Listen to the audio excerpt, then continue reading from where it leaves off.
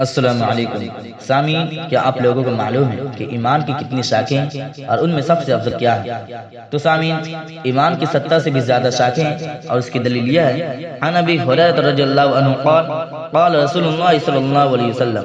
الایمان بضع وسبعون شعبہ فافضلها قول لا الہ الا اللہ وادناها اماطۃ الاذى عن الطریق والحیاء شعبۃ من الایمان، متفق علیہ۔ حضرت ابو ہریرہ رضی اللہ عنہ سے روایت ہے کہ رسول اللہ صلی اللہ علیہ وسلم نے کہا، ایمان کی 70 سے بھی زیادہ شاخیں ہیں اور ان میں سب سے افضل لا الہ الا اللہ کہنا، اور سب سے ادنا درجہ راستے سے تکلیف دہ چیزوں کا ہٹانا، اور حیا بھی ایمان کے ایک بڑی شعبہ ہے۔